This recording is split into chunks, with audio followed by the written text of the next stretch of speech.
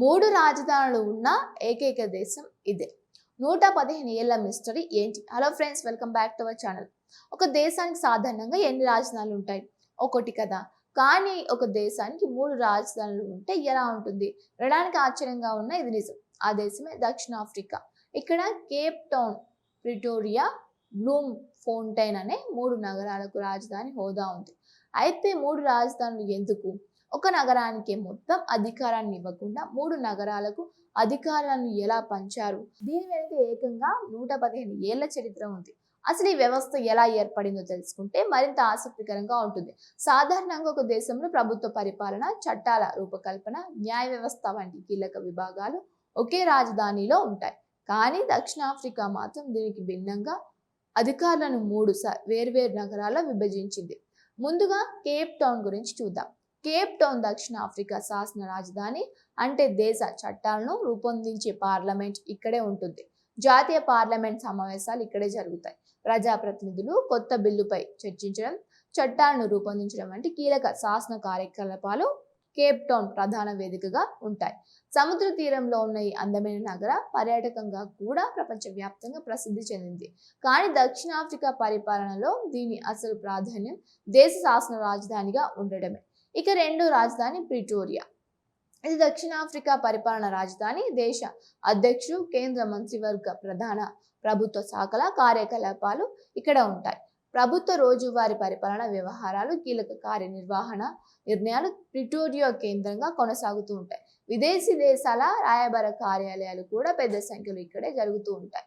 అందుకే దక్షిణాఫ్రికా ప్రభుత్వ యంత్రాంగంలో ప్రిటోరియాకు అత్యంత కీలకమైన స్థానం ఉంది. అంటే సింపుల్ గా చెప్పాలంటే కేప్ టౌన్లో చట్టాలు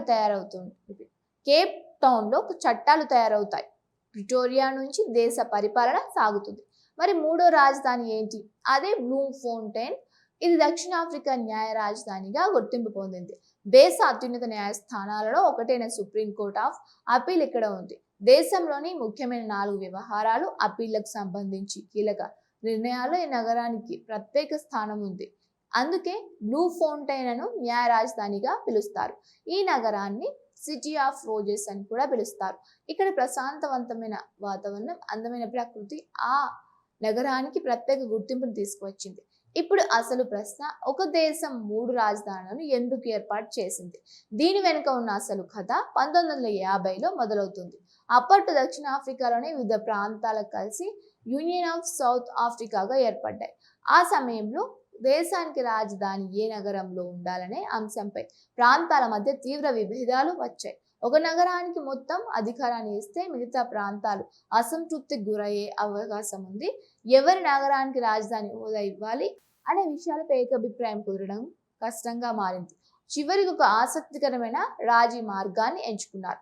మొత్తం అధికారాన్ని ఒకే నగరంలో కేంద్రీకరించకుండా కీలక ప్రభుత్వ శాఖలకు 3 నగరాల రాజధానులను నిర్ణయించారు.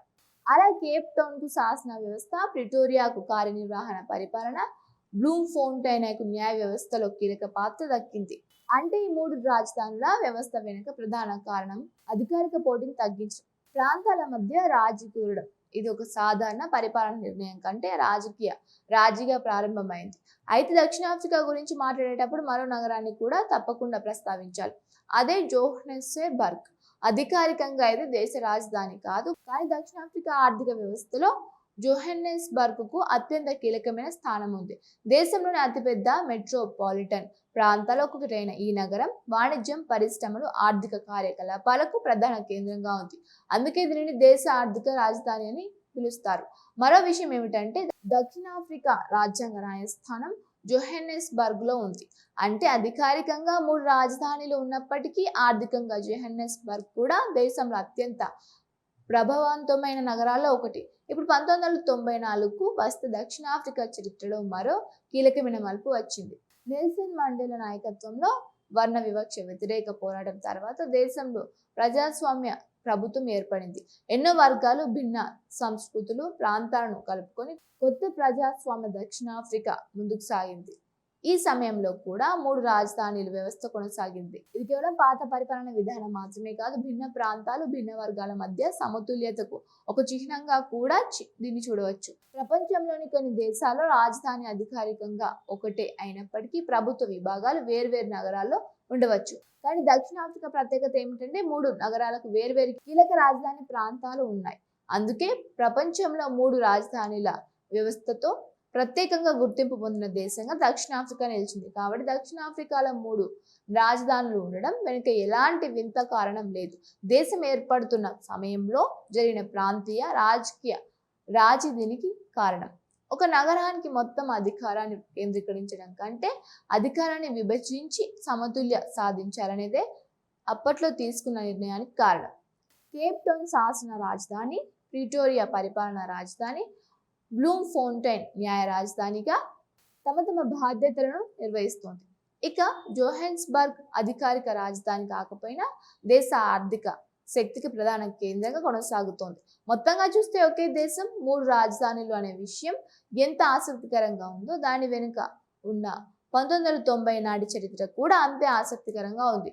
అప్పట్లో ప్రాంతాల మధ్య ఏర్పడిన అధికార పోటీకి రాజీ మార్గంగా మొదలైన ఈ విధానం 115 ఏళ్ల తర్వాత కూడా దక్షిణాఫ్రికా ప్రత్యేకతగా కొనసాగుతుంది. మరి మీకు ముందే దక్షిణాఫ్రికాకు 3 రాజధానులు ఉన్నాయని తెలుసా?